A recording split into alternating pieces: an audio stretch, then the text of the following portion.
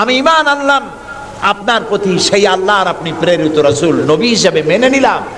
কারণ বিগত 15টি বছর আপনার সাথে থেকে আপনার মধ্যে যে আচরণ দেখেছি, এই আচরণ কোনো সাধারণ মানুষের হতে পারে না। আপনি অবশ্যই আল্লাহর নবী, আমার কোনো সন্দেহ নাই। রাসূলুল্লাহ যা করেছেন, চারিত্রিক বিপ্লব করেছেন। তার কৈশোর, তার যৌবন ওই জনগণের মধ্যেই হয়েছে। আল্লাহ তাআলা সিরিয়া থেকে নবী এনে মক্কায় চাপায় দেন নাই, মিশর থেকে নবী এনে মক্কার উপরে চাপায় দেন নাই। ওই সমাজেই তিল তিল করে তিনি বড় হয়েছেন মানুষের মাঝে। আর মানুষেরা এক পর্যায়ে মুহাম্মদ এই নামটা ভুলেই গেল, তাকে ডাকা শুরু করলো আল আমিন বলে। সুবহানাল্লাহ, এটা নবুয়ত পাওয়ার অনেক আগে। তাকে ডাকতো আল আমিন। বিপদে পড়লে বলতো চলো আল আমিনের কাছে যাই, ঝগড়া হলে বলতো চলো আল আমিনের কাছে যাই, আমানত রাখতে হবে চলো আল আমিনের কাছে যাই। তার নামই লোকেরা ভুলে গেল। এক পর্যায়ে নাম প্রচারিত হলো আল আমিন, মানে কি? বিশ্বাসী। তিনি নিজেকে তিল তিল করে গড়েছেন, আল্লাহ তাআলা গড়ে তুলেছেন তাকে। হযরতে খাদিজা তার প্রতি ঈমান আনলেন।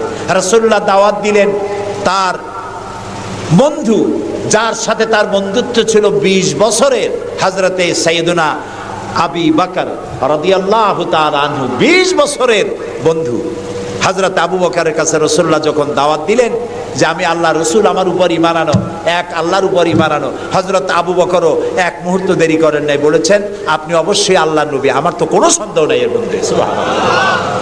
রাসূল পাক সাল্লাল্লাহু আলাইহি সাল্লাম এই মক্কি জিন্দেগিতে মানুষদেরকে তৈরি করলেন আল্লাহর ইচ্ছা মাফিক। তিনি দাওয়াত দিলেন একটি, তিনি বললেন ইয়া আইয়ুহান নাস কুলু লা ইলাহা ইল্লাল্লাহ তুফলিহু, হে মানব সকল পড়ো তোমরা লা ইলাহা ইল্লাল্লাহ।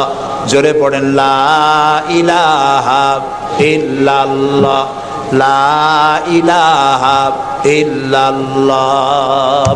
একথা ঘোষণা করে দাও, কোনো ইলাহ নাই, কোনো আইনদাতা নাই, বিধানদাতা নাই, শাসনকর্তা নাই, কেউ নাই ইল্লাল্লাহ, আল্লাহ ছাড়া। এই দাওয়াত যখন তিনি দিলেন, যেই সমাজের লোকেরা তাকে আলামিন বলতো, সেই লোকেরা ফুলের মালা নিয়ে দৌড়ে আসতো নাকি?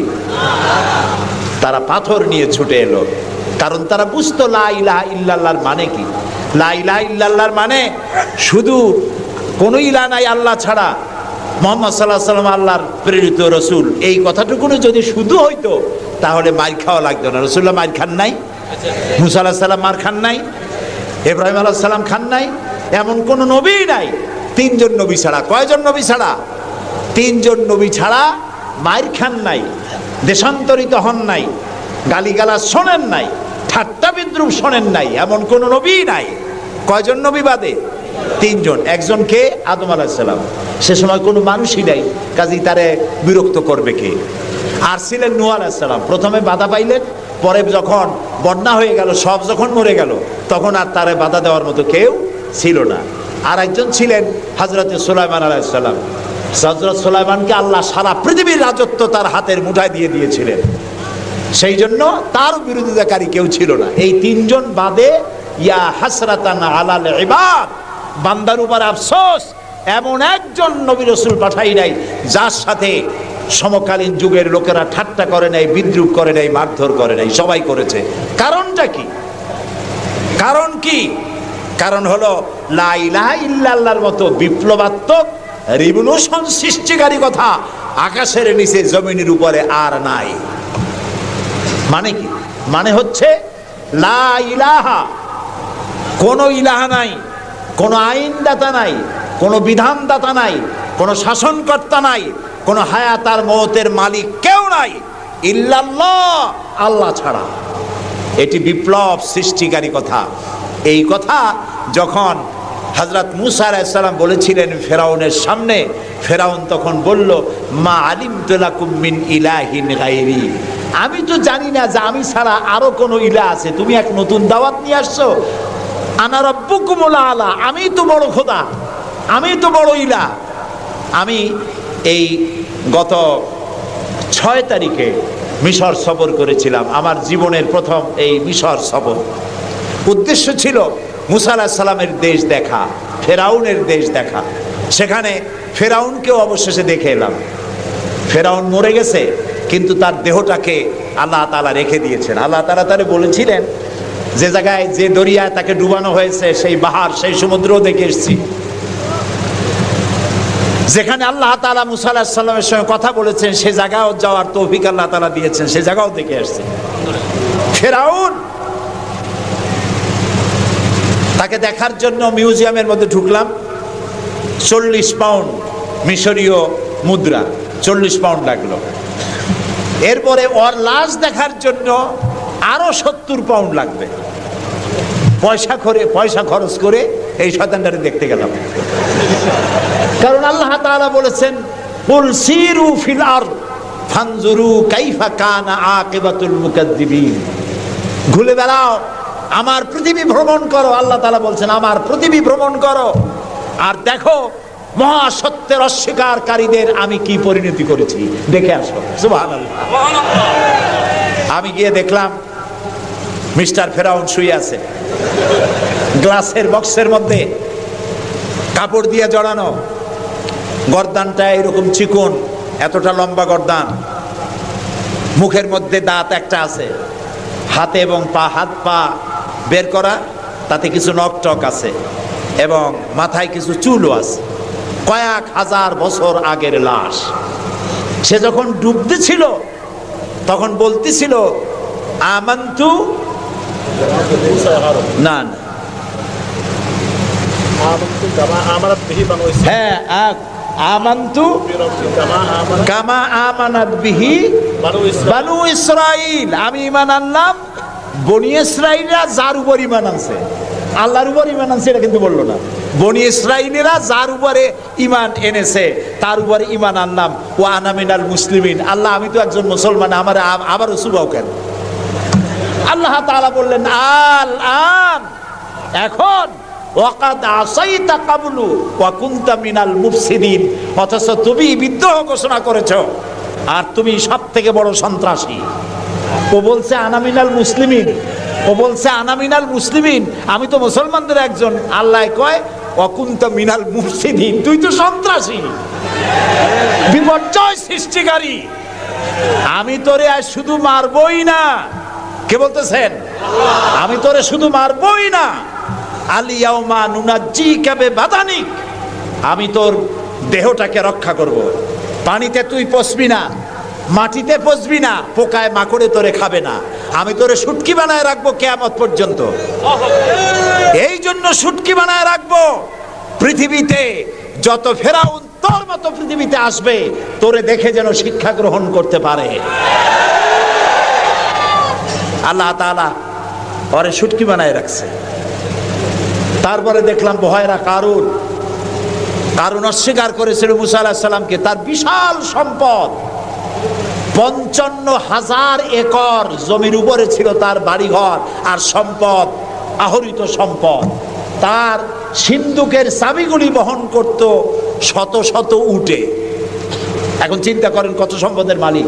মুসা আলাইহিস সালাম যখন তার কাছে যাকাতের দাবি করলেন, ঈমানের দাবি করলেন, তখন মুসা আলাইহিস সালামের উপরে বহতান, তাকে লাঞ্ছিত করলো, তাকে দুর্নাম অপবাদ দিল।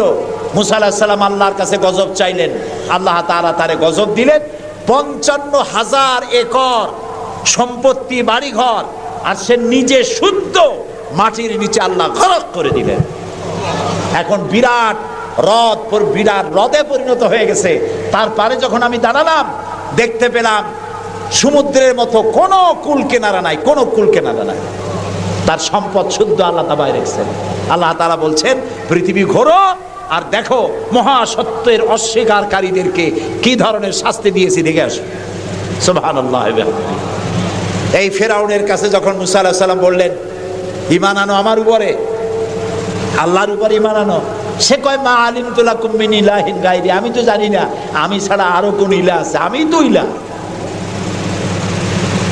তুমি যদি আমাকে ছাড়া কাউকে ইলাহ মানো, লা আজআলান্নাকা মিনাল মাসজুনিন, আমি তোমাকে কারারুদ্ধ করে রাখবো। মুসা আলাইহিস সালাম কয়, তুই কারে জেলের ভয় দেখাও? আমি তো আল্লাহর পয়গম্বর, আমি তো তোমার জেলের পরোয়া করি না। সুবহানাল্লাহি ওয়া বিহামদিহি। মুসা আলাইহিস সালামকে কে পাঠাইছে ফেরাউনের কাছে? কে পাঠাইছেন? আল্লাহ তাআলা নিজে পাঠাইছেন। আল্লাহ তাআলা বলছেন, হে মুসা, আমি তোমাকে আমার জন্য বানাইছি। সুবহানাল্লাহ। ওয়া নাখতারতুকা ফাসতামি' লিমা ইউহা। এখন শোনো আমি তোমারে কি বলি। ইযহাব ইলা ফিরআউনা ইন্নাহু তাগা। ফিরআউনের কাছে যাও, সে সীমা লঙ্ঘন করেছে, তার কাছে দ্বীনের দাওয়াত দাও। মুসা আলাইহিস সালাম বলেন, আল্লাহ আমি তো কথা বলতে কি একটু তোতলা ভাব, আমি তো কথা ভালো করে বলতে পারি না। রব্বিশরাহ লি সাদরি ওয়া ইয়াসসির লি আমরি ওয়াহলুল উকদাতাম মিন লিসানি ইয়াফকাহু কাওলি। আল্লাহ তাআলা আমার সিনাটারে খুলে দাও, আমার বক্তব্যকে স্পষ্ট করে দাও, আমি যা বলি তা যেন মানুষ বোঝে সুযোগ করে দাও। হারুন আখিসদুদ বিহি আজরি ওয়া আশরিকহু ফি আমরি। আর আমার ভাই হারুনকে আমার সহযোগী করে দাও। সুবহানাল্লাহি ওয়া বিহামদিহি। তিনি আল্লাহর দাওয়াত দিলেন। এই দাওয়াত দিতে গিয়ে হযরত মুসা আক্রান্ত হয়েছেন, ইব্রাহিম আলাইহিস সালাম আক্রান্ত হয়েছেন, নবী করিম সাল্লাল্লাহু আলাইহি ওয়াসাল্লাম আক্রান্ত হয়েছেন।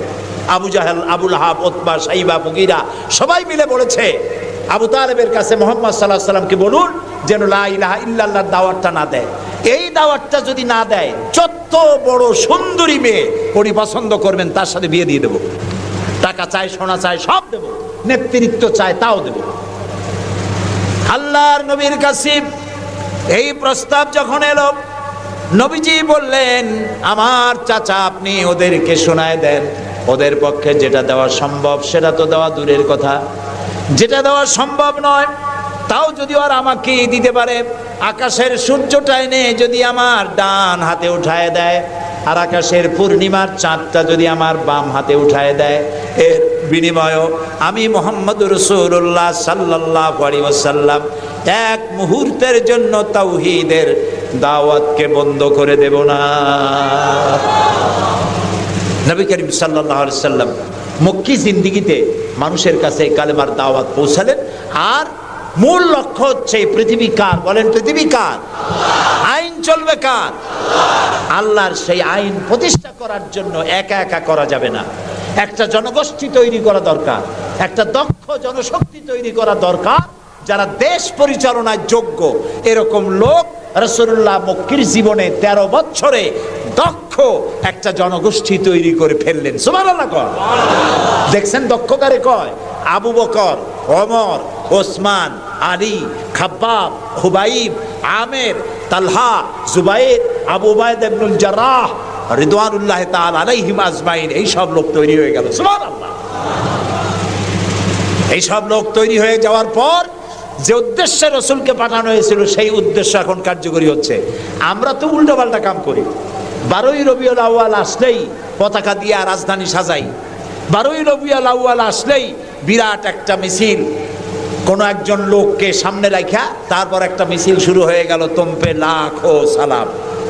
কতগুলা পতাকা নিয়ে লাখো সালাম দিলাম, হাজার হাজার গাড়ি নিলাম, লোকজন নিলাম। এরপরে এক জায়গায় বসে নবী সালাম আলাইকা, ইয়া রাসূল সালাম আলাইকা, গরম গরম জিলাপি। রবিউল আউয়াল শেষ, রাসূলুল্লাহর মহব্বতও শেষ। বিশ্বাস করুন, এই সমস্ত জিনিস দিয়ে মূল টার্গেট থেকে মুসলমানদেরকে সরিয়ে দেওয়া হচ্ছে। আপনারা আমাকে জবাব দেন, যারা এই সব কাজ করে তারা বলে রাসূলুল্লাহর ভালোবাসায় করি। আপনি কি পারবেন রাসূলুল্লাহর লাখো সাহাবীদের মধ্যে একজন সাহাবীও রাসূলুল্লাহকে যে ভালোবাসা দিয়েছেন, পৃথিবীর সব মুসলমান একত্রিত হয়ে অতটা ভালোবাসা কেউ কি দিতে পারবে? পারবে? এবার বলেন, সাহাবীরা এরকম কোনো মিছিল করেছেন রাসূলুল্লাহর জন্মদিনে? তার জন্মদিবস পালন করেছেন? করেন নাই। যেটা হাদিসে নাই আমরা তা করতে পারি না। যে মিলাদ এখন পড়া হয়, যে সিস্টেমে পড়ানো হয়, একত্রিত হয়ে নবী সালাম আলাইকা, রাসূল সালাম আলাইকা, সাহাবীরা এরকম করেন নাই, তাবেঈনরা করেন নাই, তাবেঈনরা করেন নাই। মিলাদের এই সিস্টেম চালু হয়েছে রাসূলের ইন্তেকালের অন্তত 600 বছর পর। ফাইনা তাযহাবুন, কোথায় চলছি আমরা? রসুলের মূল অনুষ্ঠান ছেড়ে দিয়ে, মূল কাজ ছেড়ে দিয়ে ভিন্ন পথে প্রবাহিত হচ্ছি। আমাদেরকে বিভিন্ন শব্দের মার প্যাচে সিরাতুন নবী করব না মিলাদুন নবী করব, মিলাদ পড়বো তো দাঁড়ায় পড়বো না বসে পড়বো, এই সমস্ত চক্করের মধ্যে ভালাই দিয়া টার্গেটে যাওয়ার পথের থেকে আমাদেরকে বাধাগ্রস্ত করা হচ্ছে। প্রিয় ভাই সব, নবী করিম সাল্লাল্লাহু আলাইহি ওয়াসাল্লাম জনশক্তি তৈরি করে ফেললেন, একটা রাষ্ট্র চালাবার মতো লোক তৈরি হয়ে গেল। আপনি যদি এই যে আর্মির ট্রেনিং হয়, শীতকালীন মহড়া হয়, আর্মির ট্রেনিং হয় কেন? এত পয়সা দিয়ে আর্মি টিকায় রাখা হয় কি জন্য? কি জন্য? দেশ রক্ষার জন্য। আমরা তো সবাই দেশপ্রেমী, আমরা দেশ রক্ষা করতে তো আমরাই পারি। আর্মিদেরকে এত পয়সা খরচ করে করানো হচ্ছে কেন? এই জন্য করানো হচ্ছে, যখন যুদ্ধ বাঁধবে তখন আপনি অস্ত্র চালাইতে পারবেন না, অস্ত্র চালাবার মতো যোগ্যতা সম্পন্ন লোক গভর্নমেন্ট তৈরি করে, প্রতিরক্ষা বাহিনী তৈরি করে, যাতে করে কোনো দেশ আমার স্বাধীন ভূমির উপরে আঘাত করতে না পারে। সেই জন্য এখন এটাকে পরিচালনার জন্য ট্রেনিং দেওয়া হয়। মুসলমানদেরকে আল্লাহ তাআলা কোরআনের মাধ্যমে, ইসলামের মাধ্যমে, হাদিসের মাধ্যমে তাদেরকে ট্রেনিং দেওয়া হয়।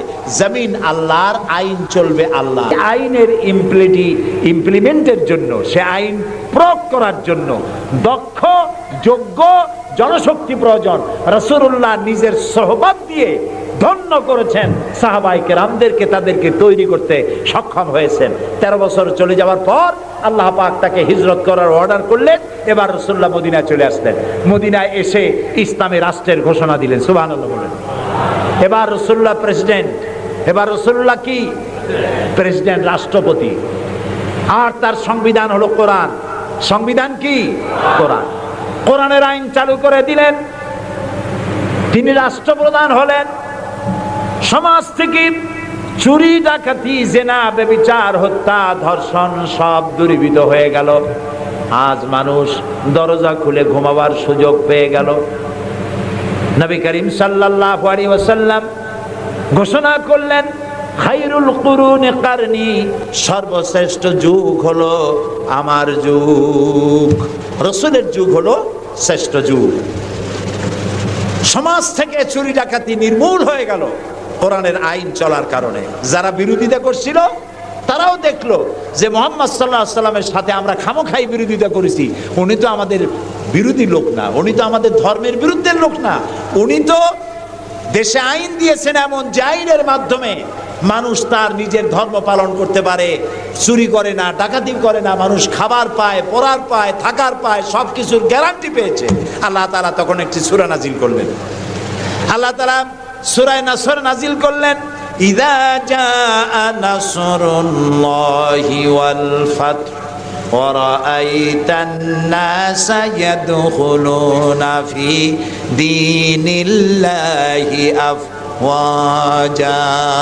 আল্লাহ তাআলা বলেন, যখন আল্লাহর পক্ষ থেকে বিজয় আসবে, আল্লাহর সাহায্য যখন আসবে, তখন দেখতে পাবে দলে দলে লোকেরা ইসলামে প্রবেশ করছে। রাসূলুল্লাহর ইন্তেকালের সময় দেখা গেল আশেপাশে যত গোত্রে ছিল, এলাকা ছিল, সব পড়ে ফেলেছে লা ইলাহা ইল্লাল্লাহু মুহাম্মাদুর রাসূলুল্লাহ। কাফের বলতে আর কেউ ছিল না। শান্তি পেল, নিরাপত্তা পেল। ইসলাম শান্তি এবং নিরাপত্তা।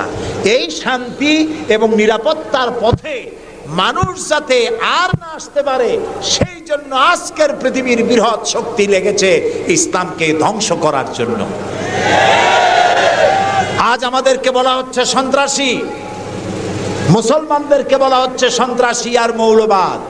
আপনারা বলেন, বাংলাদেশের মতো এত শান্তি আর কোথায় আছে বলেন? এই যে পয়লা বৈশাখ গেল, পয়লা বৈশাখী আনন্দ উদযাপন করার জন্য ঢাকা শহরে যা মানুষ নামলো, ইতিহাসে নাকি এত মানুষ কোনোদিন নামে নাই। পেটে বাচ্চা, কোলে বাচ্চা, ঘাড়ে বাচ্চা, এগুলো নিয়ে রাত 12টা 1টা পর্যন্ত রাস্তায় রাস্তায় হিন্দু মুসলমান দৌড়দৌড়ি করেছে। কোনো অশান্তি ছিল? এই প্রথমবারের মতো বাংলাদেশে গত 30 বছরের মধ্যে গত রমজানে রোজার পূজা একসাথে আসলো, ঠিক না? হিন্দুরা তাদের দুর্গা পূজা করতে পারছে? বলেন না পারছে কিনা? মুসলমানেরা রোজাও রাখতে পারছে, ওরা পূজাও করতে পেরেছে, ঠিক না ভাই? এবার বলেন, এই ফেনীতে আপনারা দুর্গা পূজার সময় কয়টা মূর্তির মাথা ভাঙছেন বলেন? ভাঙছেন? মন্দির ভেঙেছেন? কোন হিন্দু পিটাইয়া ভারতে পাঠাই দিয়েছেন? বাংলাদেশে সাম্প্রদায়িক সম্প্রীতি সব থেকে বেশি ভালো, আলহামদুলিল্লাহ।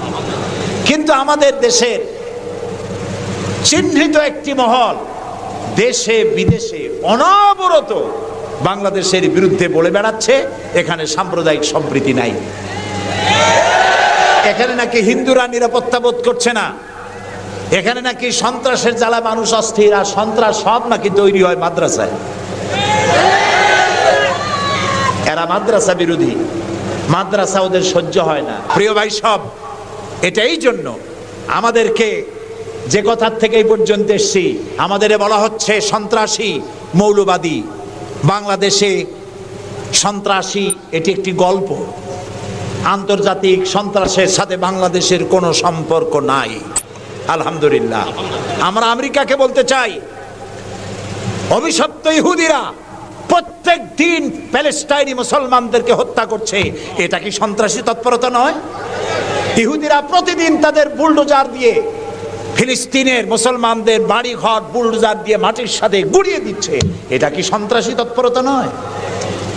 সেই অভিশপ্ত ইহুদি জাতির প্রধানমন্ত্রী শ্যারন, তারে বুশ বলছেন তিনি নাকি শান্তির পায়রা। তা আমি বলেছি, শ্যারন যদি হয় শান্তির পায়রা, তাহলে পৃথিবীতে অশান্তির শকুনের নাম কি?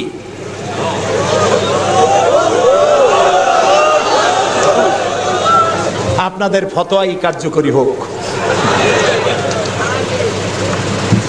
আল্লাহ আছেন, আল্লাহ আছেন। ও তো ভালো, ফেরাউন ওর থেকে শক্তিশালী ছিল, নমরুদ ওর থেকে শক্তিশালী ছিল। ফেরাউনরে চুবাইয়া আল্লাহ শেষ করছে, নমরুদরে জুতা দিয়ে পিটাই আল্লাহ বিদায় করে দিছে, ঠিক না? সেই আল্লাহ আছে কি না? জোরে বলেন, আছে। তবে ওয়ামাকারু ওয়ামাকার আল্লাহ ওয়াল্লাহু খায়রুল মাকিরিন, আল্লাহর কৌশল, আল্লাহ সব থেকে বড় কৌশলী। ও বলতেছে মুসলমান শেষ করে দেবে, কলে কলে সব শেষ করবে, মুসলমান ইসলামের রাষ্ট্র শেষ করে দেবে। আল্লাহ তাআলা তার ঘরের মধ্যে মুসা আলাইহিস সালামের মারার চেষ্টা করছিল না ফেরাউন? একটা পুরুষও বাঁচতে দেবে না, সব মেয়ে লোক জিন্দা রাখবো, মেয়ে লোক সব মেরে ফেলবো, এরকম বলছিল না? সেই জায়গায় আল্লাহ মুসারে বানাইছেন কিনা? লালিত পালিত করছেন কোথায়? ফেরাউনের ঘরের মধ্যে। যে বুশ দুনিয়া থেকে ইসলাম আর মুসলিমদেরকে মিটাতে চান, সেই বুশের ঘরের মধ্যে আল্লাহ তাআলা ইসলাম ঢুকাই দিছে। উনি লাগছেন ইসলাম রে শিকল কাটার জন্য, মেয়ে লোকরে মসজিদের ইমামতি করার জন্য। কারা কি করতেছে আমরা বুঝি, আমরাও ভাত খাই। আমার জাতি মদ খাইয়া চোখ লাল করে না, আল্লাহর মেহেরবানি। তোমার জাতি করে। আমেরিকায় মেন্টাল হসপিটালের রুগী সব থেকে বেশি, পাগল বেশি দুনিয়ার সব জায়গায়। দুনিয়ার সবচাইতে বেশি পাগল কোন দেশে? আমেরিকায়। কারণ ওদের ব্রোকেন ফ্যামিলি, যৌথ পরিবার না, স্বামী স্ত্রী বিশ্বাস করে না, স্ত্রী স্বামীরে বিশ্বাস করে না, বাপ ছেলেরে স্নেহ করে না, ছেলে মায়ের ভক্তি করে না। অশান্তির জ্বালায় মাথার চুল চতুর্দিক দিয়ে কাটিয়া মাথার উপরে তালপট্টির দ্বীপ বানায় রাখে। কেউ বা মাথার চুল ছোট ছোট করে কাটিয়া পিছনের দিকে বাসার নাম্বার, মোবাইল নাম্বার লিখে রাখে। আমি দেখে কইছি, শয়তানে যদি দেখে, শয়তান খালি কানবে আর বলবে যে আমি শয়তান হয়েছিলাম কি কাজে? এইটা তো খাড়া শয়তান। শান্তি নাই, অশান্তির দাবানল জ্বলছে গোটা আমেরিকা জুড়ে। ওরা মুসলমানদের ঐতিহ্য ধ্বংস করার জন্যে একটা কোথার থেকে শয়তান মহিলা এনে মসজিদের ইমামতি করেছে। আর ওর পেছনে যারা নামাজ পড়ছে সেগুলো সব বেনামাজি, কোনো নামাজি না। আর যিনি ইমামতি করেছেন পত্রিকা এসেছে তার নাকি স্বামী ছাড়াই একটা বাচ্চাও হয়েছে। এই হলো ইমাম। যে জাতের ইমাম সেই জাতের মুয়াজ্জিন, সেই জাতের মুক্তাদি। প্রিয় ভাই সব, 9/11-এর পরে ওই জাতির মধ্যে চিন্তা হয়েছিল যে মুসলমানেরা নাকি বোমা মারে সব জায়গায়। পত্রপত্রিকা আসছে মুসলমানরা বোমা মারছে। তো মুসলমানরা এই আধুনিক বোমা বানাবার শক্তি পায় কোথায়? নিশ্চয়ই কোরআন শরীফ আছে। এই কোরআন শরীফ পড়া শুরু করলো। কোরআন শরীফ পড়িয়া তারা দেখতে পেল যে এর মধ্যে তো বোমা বানাবার কথা নাই, বরং সন্ত্রাসের বিরুদ্ধে বক্তব্য আছে, সন্ত্রাসীদের কি শাস্তি হবে তাও সূরা মায়েদার মধ্যে আল্লাহ বলে দিয়েছেন। এখন কোরআন শরীফ পড়ে পড়ে অবস্থা এই হয়েছে, প্রত্যেক বছর আমেরিকায় 20 থেকে 25 হাজার আমেরিকান সাদা খ্রিস্টান ইসলাম কবুল করে মুসলমান হয়ে যাচ্ছে। ঠেকাইতে পারবে না ইসলামকে। ইসলাম হলো সূর্যের মতো, এদিক দিয়ে ডুবে দেখা যায় পশ্চিম দিক দিয়ে ডুবে গেছে, আর বুঝি উঠবে না। সকালবেলা দেখে পূব দিক দিয়ে কি হয়েছে, উদিত হয়ে গেছে, আবার ওদিকে ডুবলো, এদিক দিয়ে উঠলো। ইসলামও এইরকম, মনে হয় ইরাকে ইসলাম শেষ, আফগানে শেষ হয়ে গেল, আল্লাহ তাআলা আবার ফিলিস্তিন দিয়ে উঠায় দেবে, বাংলাদেশ দিয়ে উঠায় দেবে, কাশ্মীর থেকে উঠায় দেবে। ইসলাম রে নিবাইতে পারবে না। ইউরিদুনা লিইউতফিউ নূরাল্লাহি বিআফওয়াহিহিম আল্লাহু মুতিম্মু নূরিহি। মুখের ফু দিয়ে ইসলামকে নিবানো যাবে না। এটা কার? ইসলাম কার? আল্লাহ তাআলার। সেই জন্য আমরা চাই ইসলামকে মানুষকে বুঝায়া, মানুষকে আস্তে আস্তে ইসলামের দিকে নিয়ে আসা। আল্লাহ তাআলা আমাদেরকে সেই তৌফিক দান করুন, আমরা বলি আমিন। আমার জন্য যদি কোনো বুলেট এর উপরে আমার নাম লেখা থাকে, পৃথিবীর সমস্ত মানুষ আমাকে পাহারা দিয়ে সেই বুলেট থেকে আমাকে রক্ষা করতে পারবে না। আর যদি কোনো বুলেটে আমার নাম লেখা না থাকে, সারা পৃথিবীর সমস্ত মানুষ বৃষ্টির মতো গুলি বর্ষণ করলেও একটি গুলিও আমাকে বিদ্ধ করতে পারবে না। এটার নাম হলো ঈমান। এটার নাম কি? এই ঈমান পেলাম কোথায়? কোথায় পেলাম? কোরআন শরীফে। কোথায় পেয়েছি? আল্লাহ রাব্বুল আলামিন বলেন, ওয়ামা হুম বিদরিনা বিহি মিন আহাদিন ইল্লা বিইজনিল্লাহ। একথা সুস্পষ্ট, আল্লাহর অনুমতি ব্যতিরেকে বান্দার কোনো ক্ষতি সাধন কেউ করতে পারে না। জোরে বলেন সুবহানাল্লাহ। কেউ কারো কোনো ক্ষতি করতে পারবে না। যেটা ক্ষতি যদি কিছু থাকে কিসমতে, ওটা তো মুকদ্দার ছিল, তকদির ছিল, সেটাই হবে, এর বাইরে কিছুই হবে না। সুতরাং মুমিন ব্যক্তি সে সাহসী হবে, সে কখনো চিন্তা করবে না মৃত্যুর ভয়ের। উদ্দেশ্য হাসিলের জন্য হয় শরীরের পতন, না হয় মন্ত্রের সাধন, ডু অর ডাই। সে আল্লাহর জন্য তার জীবন দিতে প্রস্তুত থাকবে। কারণ আল্লাহ রাব্বুল আলামিন বলেছেন, ইন্নাল্লাহা আশতারা মিনাল মুমিনিনা আনফুসাহুম ওয়া আমওয়ালাহুম বিআন্না লাহুমুল জান্নাহ। আল্লাহ পাক বলেন, আমি আমার মুমিনের জান আর মালকে আমি খরিদ করে নিয়েছি, বিনিময়ে আমার বান্দাকে আমার জান্নাত দান করে দিয়েছি। জোরে কোন সুবহানাল্লাহ। মুমিনের জান আর মালকে নিয়েছেন, বিনিময় কি দিবেন? জান্নাত দান করে দিবেন। এটা হলো মুমিনদের আল্লাহর প্রতি ঈমান আনার জন্য 3 নম্বরের কোয়ালিটি। 4th নম্বরে আল্লাহর উপর ঈমান আনলে 4 নম্বরের যে ফায়দাটা, সে ফায়দা হচ্ছে আশাবাদ এবং মানসিক প্রশান্তি। আল্লাহর প্রতি একটা নির্ভরতা এবং আশার সৃষ্টি হয়ে যায়। সে কখনো নিরাশ হয় না। কারণ একটা মানুষ পাপ করলো, চুরি করেছে, ডাকাতি করেছে, জেনা করেছে, হত্যা করেছে, শয়তানি করেছে, বদমাশি করেছে, সব করেছে। এখন শয়তান তাকে ওয়াসওয়াসা দিতে পারে। সেই জন্য আল্লাহ রাব্বুল আলামিন বলেছেন, লা তাকনাতু মির রাহমাতিল্লাহ। বান্দারে, আমার রহমত থেকে নিরাশ হয়ে যেও না। আল্লাহর রহমত। বান্দা, তোমার গুনাহ কতটুকু? তোমার গুনাহ যদি হয় পাহাড় সমান, আমার রহমত আকাশ সমান। তোমার গুনাহ যদি হয়ে যায় আকাশ সমান, তাহলে আমার রহমত তো আমার আরশে আজিমকে ছাড়ায় গেছে। সুবহানাল্লাহ, সুবহানাল্লাহ বলুন। সুতরাং মুমিন বান্দার এই আশা থাকে। গুনাহ মানুষে করেই, গুনাহ করা স্বাভাবিক।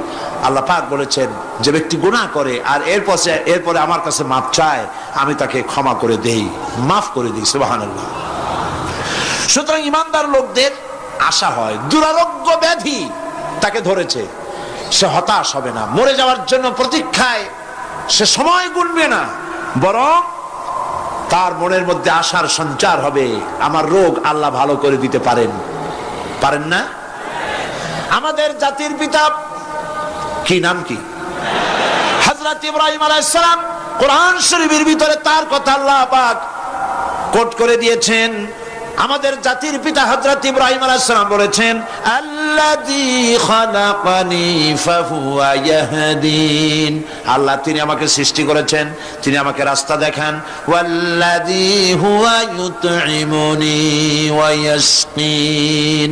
আর আমি যখন ক্ষুধার্ত হই তিনি আমাকে খাওয়ান, যখন তৃষ্ণার্ত হই তিনি আমাকে পান করান। ওয়া ইযা মারিদতু ফাহুয়া ইয়াশফিন। আর যখন আমি অসুস্থ হই, রোগাক্রান্ত হই, আল্লাহ রাব্বুল আলামিন তখন আমাকে রোগ মুক্ত করে দেন। সুবহানাল্লাহ। আমার অসুখ হলে কে রোগ মুক্ত করেন? সুতরাং দীর্ঘস্থায়ী কোনো রোগ হয়েছে, মুমিন হতাশ হবে না, মুমিন হতাশ হবে না। হতাশ হয় কেবলমাত্র কাফের। হতাশ হয় কে? মুমিন কখনো হতাশ হয় না।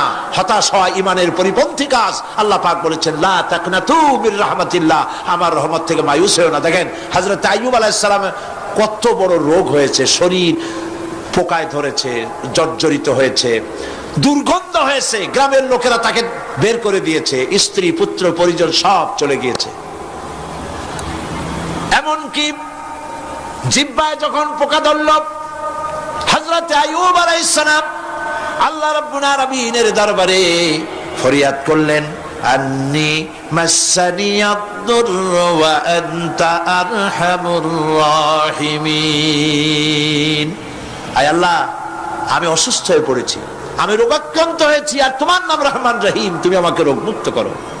হযরত আইয়ুব আলাইহিস সালাম আল্লাহর দরবারে ফরিয়াদ করলেন, রব্বুল আলামিন সারা শরীরে পোকায় জর্জরিত হয়ে গেছে, এখন আমার জিহ্বায় পোকা ধরেছে, মাবুদ গো আমি তোমার কাছে ফরিয়াদ করি, আমার জিহ্বায় পোকা দিও না, কারণ জিহ্বাটাও যদি নষ্ট হয়ে যায় তাহলে তোমার মতো আল্লাহর জিকির আমি কি দিয়া করব। হযরত আইয়ুব আলাইহিস সালাম আল্লাহ পাকের কাছে যখন এ ধরনের ফরিয়াদ জানালেন, রব্বুল আলামিন তাকে তার রোগ মুক্ত করে দিলেন, তার স্ত্রী পুত্র সব আল্লাহ রব্বুল আলামিন ফিরাইয়া দিলেন। সুবহানাল্লাহ। সুতরাং মুমিন ব্যক্তি, কোরআন শরীফে সব আছে, কোরআনের মতো শ্রেষ্ঠ ওয়াজের কিতাব পৃথিবীতে আর শুধু বোঝার দরকার। বিপদে, যত বড় বিপদ আসুক, কোন বিপদে মুমিন ধৈর্য হারাবে না। হযরত ইয়াকুব আলাইহিস সালামের ছেলে ইউসুফ আলাইহিস সালামকে যখন তিনি হারায় ফেললেন, তিনি অধৈর্য হয়ে গেছিলেন নাকি? অধৈর্য হন নাই। কারণ আমি আমার বক্তৃতার সূচনায় বলেছি, আমরা কল্যাণ বুঝি না, অকল্যাণও বুঝি না। কোন বিপদ আসতে পরে আমরা হয়রান হয়ে যাই, কিন্তু বিপদের মধ্যে কল্যাণ আছে আমরা তা বুঝতে পারি না। কথা বুঝে আসছে? হযরত ইউসুফ আলাইহিস সালামকে কুয়ার ভিতরে ফেলে দেওয়া হলো।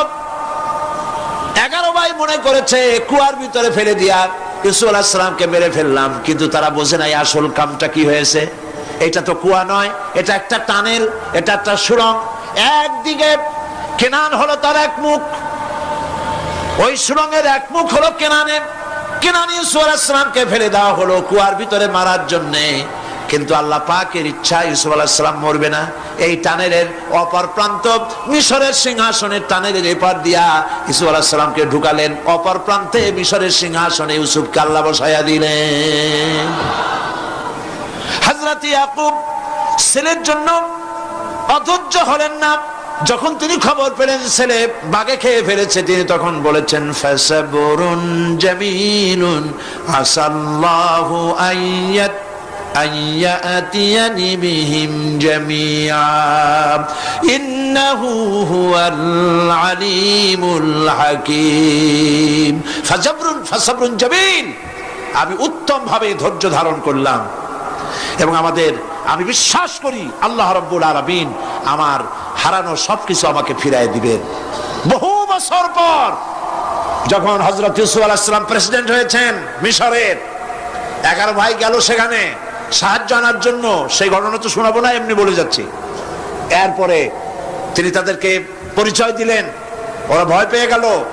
তিনি বললেন, ভয়ের কোনো কারণ নাই, লা তাসরিবা আলাইকুমুল ইয়াউম, আজকে আমি কোনো প্রতিশোধ তোমাদের নেব না। সুবহানাল্লাহ। এর নাম পয়গম্বর, এর নাম কি? আল্লাহর নবী। আমি আজকে কোনো প্রতিশোধ তোমাদের নেব না, তোমরা যাও। পিতার অবস্থা তিনি জানলেন, কাঁদতে কাঁদতে পিতার চোখ দুটো নষ্ট হয়ে গেছে, ইয়াকুব আলাইহিস সালাম। হযরত ইউসুফ আলাইহিস সালাম বললেন যাও। নিজের জামাটা খুললেন, গায়ের জামা খুলে বললেন ভাইরা আমার এই জামা নিয়ে যাও, আর আমার আব্বার চোখের উপরে এই জামাটা রেখে দিও। ছেলেরা যখন হযরত ইউসুফ আলাইহিস সালামের জামা নিয়ে মিশর থেকে রওনা করেছে, গল্প নয়, উপন্যাস নয়, আল্লাহ পাক এই কোরআন শরীফের সূরা ইউসুফে বলেছেন জামা নিয়ে মিশর থেকে রওনা করেছেন। কোথায় মিশর আর কোথায় কেনান? কেনানে বসে হযরত ইয়াকুব আলাইহিস সালাম বলছেন তোমরা যদি আমাকে মতিভ্রম পাগল যদি মনে না করো তাহলে একটা কথা বলি, আমার নাকে এখন আমি ইউসুফের গন্ধ পেতেছি। তোমরা যদি আমাকে মতিভ্রম না করো তাহলে আমি বলি আমি কিন্তু ইউসুফের গন্ধ পেতেছি। সুবহানাল্লাহ। হযরত ইউসুফ আলাইহিস সালামের জামা এনে ভাইরা যখন হযরত ইউসুফের চোখের উপরে রেখে দিলেন, হযরত ইয়াকুবের দুটো চোখ সাথে সাথে আল্লাহ ভালো করে দিলেন। ফাসবরুন জামিল, ধৈর্য ধরো। ঈমানদার ব্যক্তি আশার উপরে তার জীবন বাঁচে, কারণ যত বড় বিপদ আসুক না কেন আশ্রয় পাওয়ার একটা জায়গা আছে, তার নাম হলো আল্লাহ। নাম কি? বলেন আল্লাহ। সবাই বলেন আল্লাহ আল্লাহ আল্লাহ আল্লাহ। হযরত ইউনূস আলাইহিস সালাম মাছটাকে গিলে ফেলে দিল, মাছটাকে গিলে মাটির অতল তলদেশে চলে গেছে। এত বড় বিপদ পৃথিবীর কোন মানুষের হতে পারে নাকি? বলেন, কি বলেন? মাছের পেটের ভিতরে জানালা নাই, দরজা নাই, বেরোবার কোনো পথ নাই, মাছ গেছে পানির অতল তলদেশ। আল্লাহ পাক কোরআন শরীফের ভিতরে মানুষকে শোনান, আল্লাহ ওয়াজ করছেন। সুবহানাল্লাহ বলেন। আল্লাহ পৃথিবীর মানুষকে ওয়াজ করছেন, দুনিয়ার মানুষকে শোনান। আমার ইউনূস তো ধৈর্য হারা হয় নাই। ওয়াযান্নুন ইয যাহাবা মুগাদিবান ফাযান্না আন লান নাকদিরা আলাইহি فنادى في الظلمات أن لا إله إلا أنت سبحانك إني كنت من الظالمين فنادى في الظلمات জমায়ে কাসির ত্রিবিধ অন্ধকারের ভেতর থেকে হযরত ইউনূস আলাইহিস সালাম চিৎকার মারলেন। মাছের পেটের অন্ধকার, পানির অন্ধকার, রাতের অন্ধকার, ত্রিবিধ অন্ধকারের ভেতর দিয়ে মাছের পেটের মধ্য দিয়ে ইউনূস আলাইহিস সালাম চিৎকার মারলেন। অধৈর্য হন নাই, হার্ট ফেল করেন নাই। তিনি বলছেন, পড়েন আমার সাথে, লা ইলাহা ইল্লা আনতা সুবহানাকা ইন্নী কুনতু মিনাজ জালিমিন। তুমি ছাড়া কোনো ইলাহ নাই, কোনো পোষ্য নাই, মাবুদ নাই। তোমার পবিত্রতা ঘোষণা করছি, আমি জালিমদের অন্তর্ভুক্ত হয়ে গেছি। ইউনূস আলাইহিস সালাম যখন কাঁদতেছিলেন, আল্লাহ রাব্বুল আলামিন সেই কান্না শুনেছিলেন কিনা? বলেন, শুনছিলেন কিনা? শুনতে পেয়েছিলেন কিনা?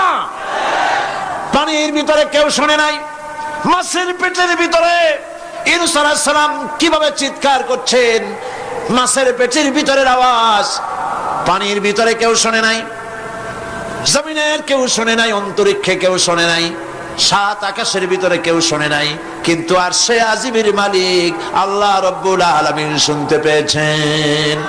সঙ্গে সঙ্গে রব্বুল আলামিন জবাব দিলেন, ফাস্তাজাবনা লাহু ওয়া নাজ্জাইনাহু মিনাল গাম্মি ওয়া কাযালিকা নুনজিল মুমিনিন। পড়েন, ফাস্তাজাবনা লাহু ওয়া নাজ্জাইনাহু মিনাল গাম্মি ওয়া কাযালিকা নুনজিল মুমিনিন। আমি ইউনূসের ডাকের জবাব দিলাম। কে বলতেছেন? বড় করে বলেন, কে বলছেন? আল্লাহ। সুবহানাল্লাহ। আপনারা কি ভয় পাইছেন? ভয় পেয়েছে মুসলমান? আল্লাহ রাব্বুল আলামিন বলেন, আমি আমার ইউনূসের ডাকের জবাব দিলাম। শুধু জবাব দেই নাই, আমি ইউনূসকে তার মাছের পেটের ভিতর থেকে বাঁচায় দিলাম। মাছের পেটের মধ্যে বেদনা শুরু হয়ে গেল, এমন বেদনা হয়েছে মাছ এখন বমি না করে পারে না। কথা বুঝতে পেরেছ? মাছ এখন বমি না করে পারে না, পানির উপরে মাছ ভেসে উঠল। আল্লাহ কোরআন শরীফের ভিতরে বলছেন মাছ সাতরায়া কিনারায় চলে গেল, ইউনূস আলাইহিস সালামকে বমি করে ফেলে দিল। ইউনূস আলাইহিস সালাম বেঁচে গেলেন।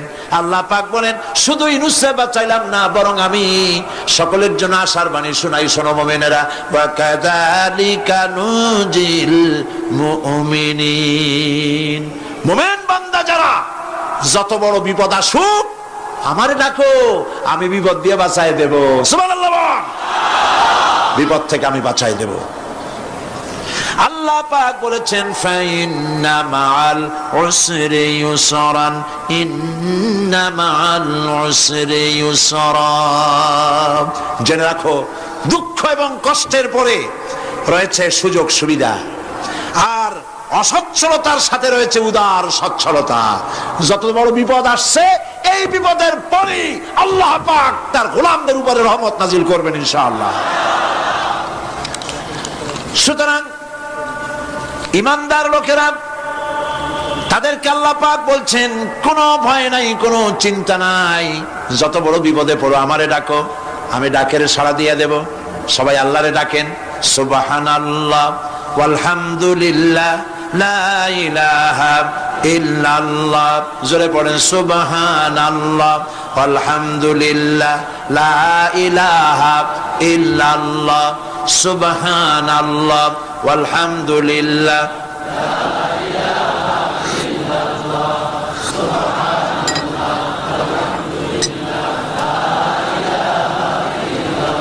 লা ইলাহা ইল্লাল্লাহু মুহাম্মাদুর রাসূলুল্লাহ।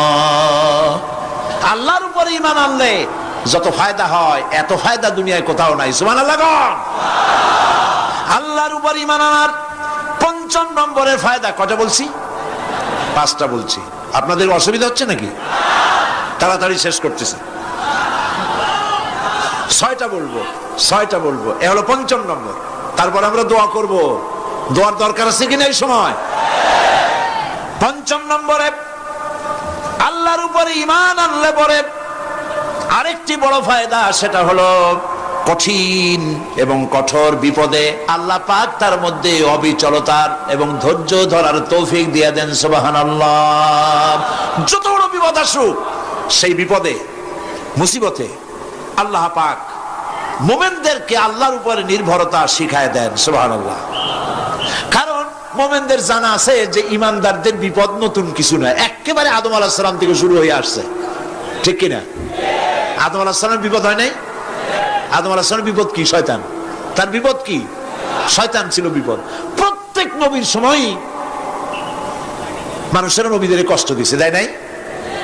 বিশ্বকবি ইকবাল বলেছেন সতীজা কা রহা হ্যায় अज़ल से ताइम रोज, सतीजा का रहा है अज़ल से ताइम रोज, चरागे मुस्तफा भी से शरारे बुलहबीस।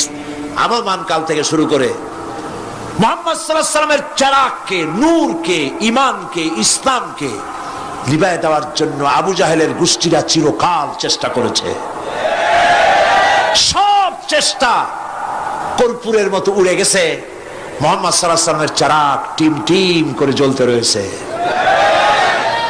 আল্লাহ পাক বলছেন ইউরিদুনা লিইউতফিউ নূরাল্লাহি বিআফওয়াহিহিম ওয়াল্লাহু মুতিম্মু নূরিহি ওয়ালাউ কারিহাল কাফিরুন।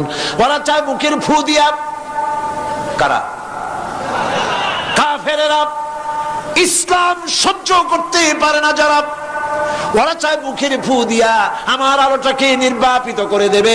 আল্লাহ পাক বলেন ওয়াল্লাহু মুতিম্মু নূরি, আমি আমার নূরকে পূর্ণতা দান করব, তাতে কাফির বেঈমানদের মনের ভিতরে যত জ্বালা হোক, যন্ত্রণা হোক, ওদের কলজা যত পুরুক, ইসলাম তার বিজয় পতাকা নিয়ে উঠবে, কেউ ঠেকাতে পারবে না। আল্লাহ রাব্বুল আলামিন আল্লাহ পাক বলছেন ওয়াকাযালিকা জাআলনা লিকুল্লি নাবিয়্যিন আদুওয়াম মিনাল মুজরিমিন, আর এমনি করে আমি সকল নবীর শত্রু বানিয়েছি সব পাপিষ্ঠ অপরাধ প্রবণ লোকদের। শুনছেন কথা? শোনেন নাই? আল্লাহ পাক বলছেন দুনিয়ার সব নবীদের তাদের জন্য আমি শত্রু বানাইছি। কাদেরকে? যারা সব থেকে বেশি পাপিষ্ঠ অপরাধ প্রবণ। এরা হচ্ছে নবীর দুশমন। এরা সব নবীদের সাথে দুশমনি করেছে। আজও দেশের আলেমদের সাথে দুশমনি করে সবচাইতে বড় পাপিষ্ঠরা।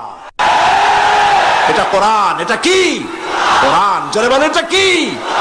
আল্লাহ রাব্বুল আলামিন বলছেন ওয়াকাযালিকা জাআলনা লিকুল্লি নাবিয়্যিন আদুওয়াম মিনাল মুজরিমিন, সব পাপীরা পাপিষ্ঠরা আমার দ্বীনের দাওয়াত যারা দেয় তাদেরকে জীবনের দুশমন মনে করে। কেন? শোনেন, আমি কারো আওয়াজ শোনাচ্ছি? কারো আওয়াজ শোনাচ্ছি? আমার আল্লাহর আওয়াজ। অপরাধটা কি? নবীদের বিরুদ্ধে, নবীর ওয়ারিস ওয়ারাসাতুল আম্বিয়া কারা, তো তাদের বিরুদ্ধে তাদের অপরাধটা কি? তাদের অপরাধ সম্পর্কে আল্লাহ নিজে বলেন ওয়ামা নাকামু মিনহুম ইল্লা আন ইউমিনু বিল্লাহিল আজিজিল হামিদ। এদের বিরুদ্ধে অ্যাকশন নেওয়ার আর কোনো অপরাধ ওদের নাই। ওদের একমাত্র অপরাধ ওরা আল্লাহর জমিনে আল্লাহর আইন প্রতিষ্ঠা করতে চায়। এটাই হচ্ছে অপরাধ। এই অপরাধে নবীদের শাস্তি হয়েছে। নবীরা মার খেয়েছেন, সাহাবায়ে কেরাম মার খেয়েছেন। আমরা তো সাহাবায়ে কেরামের জুতার ধুলার সমান নই, সুতরাং এগুলি আমাদের পাওনা। এই রক্তের বিনিময়, জীবনের বিনিময় আল্লাহ পাক তার দ্বীনকে প্রতিষ্ঠা করবেন ইনশাআল্লাহ। হযরতে খাব্বাব, বুখারী শুনুন, বুখারীর হাদিস। আমি কোনো কথা বানিয়ে বলি না। আমি লেখাপড়া করি, পড়াশোনা করি, চোখে দেখি, তারপরে কথা বলার চেষ্টা করি। বাজে গপ্প কিস্সা কাহিনী বলার অভ্যাস আমার কোনো কালে ছিল না, নাই। রাসূল করিম সাল্লাল্লাহু আলাইহি ওয়াসাল্লামের মতো মানুষ, ওনার মতো মানুষ, আহারে, তার চাইতে শ্রেষ্ঠ মানুষ কি পৃথিবীতে আছে? তিনি মার খাইছেন না খান নাই? আহা, কিভাবে তাকে মারলো! গলায় চাদর দিয়ে পেঁচাইয়া আছাড় মেরে ফেলে দিয়ে তারপরে তাকে প্রহার করা হয়েছে। আবু জাহেল মেরেছে, বেহুশ হয়ে গেছেন হুজুর। হযরত হামজা তখনও কাফের ছিলেন। শিকার থেকে ফিরে এসে মুহাম্মদ সাল্লাল্লাহু আলাইহি ওয়াসাল্লামের অবস্থা দেখে পায়ের রক্ত মাথায় উঠে গেছে। আপন ভাইয়ের ছেলে, আর এমন ছেলে। চলে গেলেন আবু জাহেলের বাড়ি, বললেন আবু জাহেল, তুই নাকি মুহাম্মদ সাল্লাল্লাহু আলাইহি ওয়াসাল্লাম মারছিস? কেন মারলি? তিনি তো ভালো কথাই বলেন, সব সময় বলেন সত্য কথা বলো, মানুষের উপকার করো, এতিমকে আশ্রয় দাও। এত সুন্দর সুন্দর ভালো ভালো কথা বলেন, তার মতো ভালো মানুষ তো দুনিয়ায় দেখি নেই। মারলি কেন? তুই কি মনে করছিস যে আব্দুল্লাহ মারা গেছে বলে এতিম হয়ে গেছে মুহাম্মদ সাল্লাল্লাহু আলাইহি ওয়াসাল্লাম? তোর মনে রাখা উচিত আব্দুল্লাহ মারা গেছে, হামজা মরে নাই। হযরত হামজা ধনুক বাইর করলেন, এক বাড়ি মারলেন মাথার উপরে, মাথা ফাটা রক্ত বেরিয়ে গেল। হামজা হন হন করে হেঁটে এলেন রাসূলের কাছে। হুজুরের অসুস্থ দেহ মোবারক কোলে উঠায় নিয়ে বললেন, বাবা, তার মস্তক মোবারক কোলে উঠায় নিয়ে বললেন, আমি আবু জাহেলের মাথা ফাটিয়ে রক্ত বের করে দিয়ে এসেছি, তুমি একটু খুশি হও। হুজুর বললেন, চাচা, কার মাথা ফাটাইছেন, কার রক্ত বের করেছেন, এই কথা বলে তো আমাকে আপনি খুশি করতে পারবেন না। তিনি বললেন, বাবা, তুমি কি হলে খুশি হও? তিনি বললেন, আমি খুশি হই চাচা, তোমার মুখে যদি একটা বার আমি ঈমানের কলেমা শুনতে পাই। হযরতে হামজা বললেন, মুহাম্মদ সাল্লাল্লাহু আলাইহি ওয়াসাল্লাম, আমার বুঝতে মোটেও কষ্ট হয়নি, তুমি কোনো সাধারণ মানুষ নও। সাধারণ মানুষের প্রতিশোধে তুমি বিশ্বাসী হতে, খুশি হতে, প্রতিশোধে বিশ্বাসী হওনি। তুমি অবশ্যই আল্লাহর নবী। আমি আল্লাহকে সাক্ষী রেখে, আমি তোমাকে সাক্ষী রেখে ঈমানের কালেমা ঘোষণা করছি, লা ইলাহা ইল্লাল্লাহু মুহাম্মাদুর রাসূলুল্লাহ। ভাইরা আমার, আল্লাহর দ্বীন প্রতিষ্ঠার জন্য আমার নবীদেরকে কষ্ট করতে হয়েছে, সাহাবায়ে কেরামদেরকে কষ্ট করতে হয়েছে, আল্লাহর ওলিদেরকে, ইমাম আবু হানিফা রাহমাতুল্লাহ আলাইহিকে 8 বছর জেলের মধ্যে রাখা হয়েছিল। ইমাম আহমদ বিন হাম্বলকে চাবুক মেরে মেরে গায়ের গোশত আর চামড়া তুলে ফেলে দেওয়া হয়েছিল। তারপরেও তারা বাতিলের সামনে মাথা নত করে নাই। এর নাম হচ্ছে ইসলাম। এর নাম কি? বুখারীর হাদিস, হযরত খাব্বাব বিন আরিত রাদিয়াল্লাহু তাআলা আনহু, বুখারীতে হাদিসটা ভাবে এসেছে, ওয়ান খাব্বাব বিন আরিত রাদিয়াল্লাহু তাআলা আনহু আন্নাহু قال قال شكونا الى رسول الله صلى الله عليه وسلم وهو متوسد بردة له في ظل الكعبة। তিনি বললেন, আমরা রাসূলের কাছে গেলাম, যাই দেখি রাসূল করিম সাল্লাল্লাহু আলাইহি ওয়াসাল্লাম কাবা শরীফের ছায়ায় আরাম ফরমাচ্ছেন। আমরা কাছে গিয়ে বললাম, আলা তাস্তানসিরু লানা আলা তাদউ লানা ইয়া রাসূলুল্লাহ, হে রাসূল, আপনি কি আমাদের জন্য দোয়া করবেন না? আমরা তো মার খেতে খেতে শেষ হয়ে গেলাম। আমাদের খাব্বাবকে, খুবাইবকে, আম্মারকে, সুমাইয়াকে মেরে শেষ করে দিল। ওরা আমাদেরকে না খাওয়ায় রাখে, সারা রাত খেতে দেয় না, ঘুমাতে দেয় না। তারা আমাদের বেলালকে মেরে মেরে রক্তাক্ত করে উত্তপ্ত মরুভূমির উপরে চিৎ করে শোয়ায়, বুকের উপরে পাথর চাপা দিয়ে রেখেছে। ওরা সাহাবায়ে কেরামদেরকে মারতেছে, না খাওয়ায় রাখতেছে। হুজুর, আপনি কি আল্লাহর কাছে দোয়া করবেন না? এখনো কি দোয়ার সময় আসে নাই? হাদিস শরীফ এসেছে, হুজুর সাল্লাল্লাহু আলাইহি ওয়াসাল্লাম উঠে বসলেন, বললেন, ও খাব্বাব, তোমাদের আগে এই পৃথিবীতে যারা দ্বীনের দাওয়াত নিয়ে এসেছিলেন, সমকালীন রাষ্ট্র শক্তি তাদেরকে ধরতো, ফায়ুহাজুর রাজুলু ফায়ুহফারু লাহু ফিল আরদ, তাদেরকে ধরে তাদের জন্য কবর খনন করা হতো জীবিত মানুষের জন্য। ফায়ুজআলু ফিহা, এরপরে সেই গর্তের ভিতরে তার কোমর পর্যন্ত গেড়ে দেওয়া হতো। সুম্মা ইউতা বিল মানশার, এরপরে করাত আনা হতো। ফায়ুদাউ আলা রাসিহি, এরপরে সেই করাত তার মাথার উপরে রাখা হতো। ফায়ুজআলু নিসফাইন, করাত দিয়া ঘষে ঘষে চিরে চিরে জীবিত মানুষকে দ্বিখণ্ডিত করে ফেলে দেওয়া হতো। মা ইয়াসুদ্দুহু যালিকা আন দীনিহি, এত কষ্ট দেওয়ার পরেও আল্লাহর গোলামদেরকে এক চুল জায়গা দিন থেকে সরায় দেওয়া যায় নাই। ওয়াল্লাহি ওয়াল্লাহি, ও খাব্বাব, আমি আল্লাহর নামে কসম করি, লাইউতাম্মান্নাল্লাহু হাযাল আমরা হাত্তা ইয়াসিরু রাকিবু মিন সানআ ইলা হাদরামাউত। আমি আমার আল্লাহর নামে কসম করি। কে কসম করছেন? সুবহানাল্লাহ বলবেন না?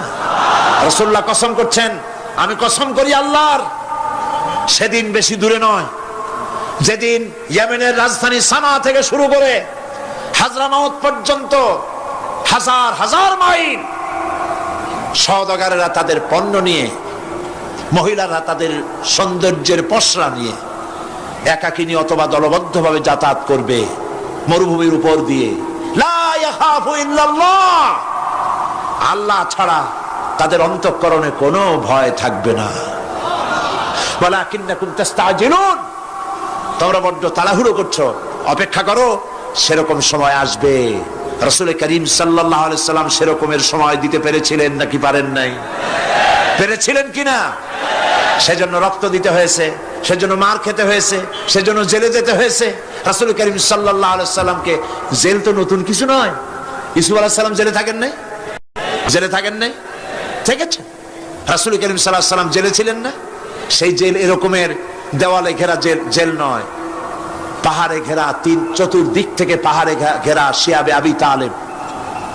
3 বছর, কতদিন? টানা 3 বছর রাসূল, তার সাহাবী, তাদের স্ত্রীরা, বাচ্চা বাচ্চা ছেলেপেলেরা 3 বছরের মধ্যে সরকার ঘোষণা করেছে এদের সঙ্গে কথা বলবে না, বাজার ঘাটে যেতে পারবে না, কেনা বেচা করতে পারবে না, সামাজিক বয়কট, সামাজিকভাবে বয়কট করে রেখেছে। সাথে যা ছিল খাবারগুলি শেষ হয়ে গেছে। তারপরে উট ছিল, ভেড়া ছিল, খাইয়ে শেষ হয়ে গেছে। এরপরে যখন কিছু নাই, উটের চামড়া ভিজাইয়া ভিজাইয়া, শুকনা চামড়া ভিজায় খেয়েছে। যুবকেরা ক্ষুধার যন্ত্রণায় বাবলা গাছের পাতাগুলি চাবায়ে খাইতে গিয়া কাটা ফুটে জিহ্বা থেকে রক্ত পড়েছে। বাচ্চা ছেলেপেলেগুলি মায়ের বুকে দুধ পায় নাই, না পায়া বাচ্চারা চিৎকার করে উঠেছে। এই চিৎকার, ক্ষুধার জ্বালার এই চিৎকারের আওয়াজ শুনে কাফেরেরা চতুর্দিকে অট্ট হাসিতে ফেটে পড়েছে। সুতরাং জেল জুলুম মুসলমানদের জন্য, আলেমদের জন্য, পীর বুজুর্গদের জন্য নতুন কিছু নয়। এই জুলম, এই অত্যাচারের পরেই আল্লাহ পাকের দিন কায়েম হয়েছিল মদিনায়। রাসূলুল্লাহ বলেছিলেন, খায়রুল কুরুনে কারনি, সর্বশ্রেষ্ঠ যুগ আমার যুগ। বন্ধুগণ, আল্লাহর উপর ঈমান আনলে মানুষের ভিতরে এ ধরনের অবিচলতা আসে, বিপদে ধৈর্য ধরার হিম্মত পয়দা হয়ে যায়। সুবহানাল্লাহ বলো। মুসা আলাইহিস সালাম কে? মুসা আলাইহিস সালাম কোরআন ওয়াজ করতেছে। সুবহানাল্লাহ বলে। গল্প করতেছি না কোরআন শোনাচ্ছি? গল্প করতেছি না হাদিস শোনাচ্ছি? আল্লাহ রাব্বুল আলামিন বলেন, ফিরআউন মুসা আলাইহিস সালামকে চতুর্দিক থেকে, তিন দিক থেকে ঘেরাও করেছে। একদিকে দরিয়া, তিন দিকে ফিরআউনের সৈন্যরা। কোরআন শরীফে ঘটনা এভাবে তুলতেছে, ফালাম্মা তারা আল জামআন ক্বালা আসহাবু মূসা ইন্না লামুদরাকুন। মুসা আলাইহিস সালামের সাথীরা বলছেন, হে মুসা, আমরা তো পাকড়াও হয়ে গেছি, পালাবার কোনো পথ নাই, মরছি। মুসা আলাইহিস সালাম ভয় পাইছিলেন নাকি? ঈমান কারে বলে? হযরত মুসা আলাইহিস সালাম বললেন, কাল্লা ইন্না মা'য়া রাব্বী সায়াহদিন। নিশ্চয়ই নয়, অবশ্যই নয়। রব্বী সায়াহদিন, আমার প্রভু অবশ্যই, সিন দিয়ে বোঝানো হচ্ছে অবশ্যই আমার রব আমার জন্য রাস্তা করে দেবেন। এর নাম ঈমান। সুবহানাল্লাহ বলেন। এর নাম ঈমান। চতুর্দিক থেকে বিপদ ঘনীভূত, বেরোবার কোন রাস্তা নাই। ওর মধ্য দিয়ে ওমাইয়াত্তাকিল্লাহা ইয়াজআল লাহু মাখরাজা, কোন রাস্তা নাই, চতুর্দিকে অন্ধকার। এরপরে যদি বান্দা আমার উপরে ভয় করে, আমাকে ভালোবাসে, আমাকে ভয় করে, সবর ইখতিয়ার করে, অন্ধকারের ভেতর থেকে নিশ্ছিদ্র অন্ধকারের ভেতর দিয়ে আলোর রশ্মি বের করে মুমিনদের যাওয়ার জন্য রাস্তা করে দেব। মুসা আলাইহিস সালাম বললেন, ভয় পাইও না, আল্লাহ আমাদের পথ তৈরি করে দিবেন। আল্লাহ রাব্বুল আলামিন হযরত মুসা আলাইহিস সালামকে বললেন, হাতের লাঠি দিয়া দরিয়ার উপরে আঘাত করো। মুসা আলাইহিস সালাম আঘাত করলেন। রাস্তা দরকার ছিল একটা। মুসা আলাইহিস সালামের এক আঘাতে রব্বুল আলামিন দরিয়ার ভিতরে মুসা আলাইহিস সালাম এবং তার সাথী সঙ্গীদের পারাপারের জন্য 12টা রাস্তা পয়দা করে দিলেন। গল্প না কোরআন। রাস্তা তৈরি হয়ে গেল 12টা, সব পার হয়ে গেল। ফিরআউন তার দলবল নিয়ে আসছে। আল্লাহ রাব্বুল আলামিন বলেন, ওয়া আনজাইনা মূসা ওয়া মান মাআহু আজমাইন সুম্মা আগরাকনাল আখারিন। মূসা আলাইহিস সালামকে পার করলাম, পিছনে যারা আসতেছিল, কারা আসতেছিল? ফিরআউন। ফিরআউন আসছে তার দলবল নিয়ে। আসে রাস্তা দেখিয়া মনে করছে ওর বাজানের তৈরি করে রাস্তা, দলবল নিয়ে নামছে। দরিয়ার মাঝখানে এলো, আল্লাহ পাক অর্ডার করলেন কুন, ব্যাস রাস্তা বন্ধ হয়ে গেল। রাস্তা কি হয়ে গেল? শুরু হয়ে গেল চুবনি। পানির ভিতরে চুবনি খাচ্ছে, নিচে যায়, উপরে ওঠে। পানি খাইতে খাইতে পেট পোটকা মাছের মতো এরকম মোটা হয়ে গেছে। ডুবে ডুবে সব মরছে। এখন ফেরাউন একা, কেউ নাই। ফেরাউন একা। ফেরাউন পানির ভিতরে চুবনি খেতে খেতে তুমানের ভিতর থেকে নাক একটু জাগায় আর বলে, আমানতু আন্নাহু লা ইলাহা ইল্লাল্লাযী আমানাত বিহি বানু ইসরাঈল। ও আল্লাহ, তুমি ছাড়া কোনো ইলাহ নাই, আমি ঈমান আনলাম ওই আল্লাহর উপরে। বনি ইসরাঈল ঈমান আনছে যার উপরে, কাজী বনি ইসরাঈলদের পার করে দিয়েছো, আমারও পার করো। আল্লাহ তুমি রক্ষা করো, আমি তো মুসলমান। ওয়া আনা মিনাল মুসলিমিন। আমি তো মুসলমান, কলেমা পড়লাম, তারপরও চুবাও কেন? আল্লাহ রাব্বুল আলামিন বলেন আল আন, এখন ওয়াকাদ আসাইতা ক্বাবলু ওয়া কুনতা মিনাল মুফসিদিন, এখন ঈমান আনতেছ, আর এর পূর্বে আমার দিন যারা জমিনে প্রতিষ্ঠিত করতে চেয়েছে তাদেরকে জেল দিয়েছো, জুলুম করেছো, অত্যাচার করেছো, আজ তোমাকে ছাড়বো না। তোমাকে শুধু মারবই না, আলিয়াউমা নুনাজ্জিকা বিবাদানিক, আলিয়াউমা নুনাজ্জিকা বিবাদানিক, আমি তোরে শুধু মারবই না। কে বলতেছেন? জোরে বলেন, কে বলতেছেন? আমি তোরে শুধু মারবই না, আলিয়াউমা নুনাজ্জিকা বিবাদানিক, আমি তোর শরীরটারে বাঁচায় দেব। তোর শরীর পানিতে পচবে না, পোকায় খাবে না, মাটিতে পচাবে না, তোরে আমি শুটকি বানায় রাখবো। কিয়ামত পর্যন্ত দুনিয়ায় যত ফেরাউন আর ফেরাউনের বাচ্চারা আসে, তোরে দেখে যেন তারা ইতিহাস স্মরণ করে। আল্লাহ রাব্বুল আলামিন কোরআনে কারীমের মধ্যে পরিষ্কার করে মানুষদেরকে বুঝায় দিয়েছেন, আল্লাহর উপর ঈমান আনলে পরে তার হিম্মত বেড়ে যায়, মনের বল বেড়ে যায়। সুবহানাল্লাহ। হযরত রাসূল করিম সাল্লাল্লাহু আলাইহি ওয়াসাল্লাম কাফের বেঈমানেরা চতুর্দিক থেকে বাড়ি ঘেরাও করে রেখেছে, পালাবার কোনো পথ নাই।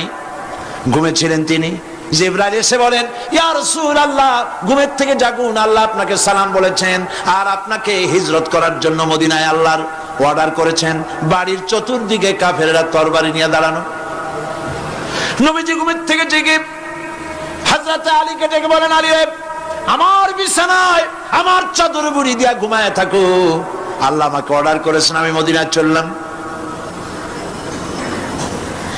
হযরত আলী হুজুরের দিকে তাকায় বলেন, ইয়া রাসূলুল্লাহ, আপনার বিছানায় আপনার চাদর মুড়ি দিয়ে আমি ঘুমায় থাকবো, সকালবেলায় কাফের বেঈমানেরা এই ঘরের মধ্যে প্রবেশ করে আপনার কম্বলের নিচে আমারে দেখে তারা মোহাম্মদ মনে করে আমারই তারা কেটে কেটে টুকরা টুকরা করে দেবে। আমার কোনো আপত্তি নাই, কোনো ভয় নাই, কোনো চিন্তা নাই, কোনো দুঃখ নাই, বরং আমার মনের মধ্যে এটাই তৃপ্তি হবে যে আমি আলীর জীবনের বিনিময়ে আল্লাহর নবী দুনিয়ায় বেঁচে থাকেন। নবীজি ঘরের থেকে বেরোলেন, চতুর্দিকে দেখেন কাফের বেঈমানেরা দাঁড়ানো, শত শত কাফের, হাতে তরবারি। হুজুর সাল্লাল্লাহু আলাইহি ওয়াসাল্লাম এক মুষ্টি বালু হাতে নিলেন, এক মুঠো বালু হাতে নিয়ে ফু দিয়া বালুগুলো ছেড়ে দিলেন। ঘরের চতুর্দিকে যত কাফের ছিল সবগুলির চোখের মধ্যে বালি ঢুকে গেছে। চোখের মধ্যে যদি বালি ঢোকে তাহলে কি মজা লাগে না? দুই হাত দিয়া সমানে ঘষা শুরু করছে কাফেরেরা, দুই চোখ আঙ্গুল দিয়া ঘষাঘষি করছে। এই ফাঁক দিয়া নবীজি বেরিয়ে গেলেন, একটা কাফেরও দেখে নাই নবী কোথায় গেলে। আল্লাহ পাক পরবর্তী সময় নবীজিকে শোনায় দিলেন, ওয়ামা রামাইতা ইয রামাইতা ওয়ালাকিন্নাল্লাহ রামা। নবী, আপনি নিক্ষেপ করেন নাই যখন আপনি নিক্ষেপ করছিলেন, আপনি তো শুধু ধুলাগুলো ধরে এমনি ছাড়ছেন। ঘরের চতুর্দিকে সমস্ত কাফেরদের চোখে বালি পৌঁছে দেওয়ার দায়িত্ব আমার কুদরত গ্রহণ করেছিল। নবীজি হযরত আবু বকরের বাড়িতে এলেন, দরজায় দাঁড়িয়ে নক করেছেন, ভেতর থেকে আওয়াজ এলো। হুজুর বললেন, ইয়া আবু বকর। হযরত আবু বকর পিছন থেকে দরজার মধ্য থেকে ঘরের মধ্য থেকে জবাব দিলেন, লাব্বাইকা ওয়া সাদাইকা ইয়া রাসূলুল্লাহ। হুজুর প্রশ্ন করলেন, আবু বকর, গভীর রাত্রে জিবরাইল আমারে ঘুম থেকে জাগাইলো, তোমারে জাগাইলো কে? এক ডাকে উঠলা কেমনে? হযরত আবু বকর বলেন, ইয়া রাসূলুল্লাহ, আপনি আমারে নিয়ে হিজরত করবেন বলেছিলেন, আমি চিন্তা করেছি না জানি কত রাত্রে নবীজি আসেন, আর আমার দরজায় দাঁড়ায়া নবীজি আমারে ডাকবেন, আমি থাকবো শুয়া, বেয়াদবি হয়ে যাবে। এই জন্য বিছানায় না ঘুমায়া আপনার পবিত্র জবানের ডাক শোনার জন্য এত রাত ধরে এই দরজার সঙ্গে দাঁড়ায়া দাঁড়ায়া ঘুমাইতেছিলাম। নবীজি হযরত আবু বকর রাদিয়াল্লাহু তাআলা আনহুকে সঙ্গে করে নিয়া মদিনার পথ পরিহার করে মেসফালার মধ্য দিয়ে, যারা হজে গেছেন দেখে আসছেন, মেসফালা জাবালে কেদোয়া, মেসফালার উপর দিয়া জাবালে কেদোয়ার উপর দিয়া আরো একটা পাহাড় পাড়ি দিয়া জাবালে সুরে চড়ে গেলেন। সন্ধ্যা হয়ে গেল, ফজর হয়ে কি বলেন, ফজরের রক্ত হয়ে গেল। হযরত আবু বকর বলেন, ইয়া রাসূলুল্লাহ, পালাবার উপায় নাই, ধরা পড়ে যাব, তাড়াতাড়ি চলেন গুহার মধ্যে ঢুকি। তবে পাহাড়ে গুহা, সাপ থাকতে পারে, বিচ্ছু থাকতে পারে, আমি আগে ঢুকি, কোনো বিপদ হয় আমার উপরে হয়ে যাক, আল্লাহর নবী সুস্থ থাকুক। হযরত আবু বকর কি মহব্বত, নিজের জীবনের চাইতে রাসূলের মহব্বত বেশি, সুবহানাল্লাহ। এই জন্য নবীজি বলেছেন, ও আমার সাহাবীরা, तमाम পৃথিবীর সমস্ত মুমিনের ঈমান যদি এক পাল্লায় রাখা হয়, আর একা আবু বকরের ঈমানটা যদি আর এক পাল্লায় রাখা হয়, তোমরা দেখতে পাবে तमाम পৃথিবীর মুমিনের ঈমানের তুলনায় এক আবু বকরের ঈমানের পাল্লাটা ভারী হয়ে গেছে। হযরত আবু বকর গুহা সাফ করে হুজুরকে ডাকলেন। হুজুর ভিতরে ঢুকলেন, বলেন, আবু বকর, সারা রাতের একটা বিরাট অংশ হাঁটছি, পাহাড় বেয়েছি, কষ্ট হয়েছে, তুমি একটু বসো, তোমার উরুর উপরে মাথা রেখে আমি একটু ঘুমায় যাই। হুজুর ঘুমায় গেলেন। হযরত আবু বকর লক্ষ্য করলেন গুহার গায়ে অনেকগুলি ছিদ্র।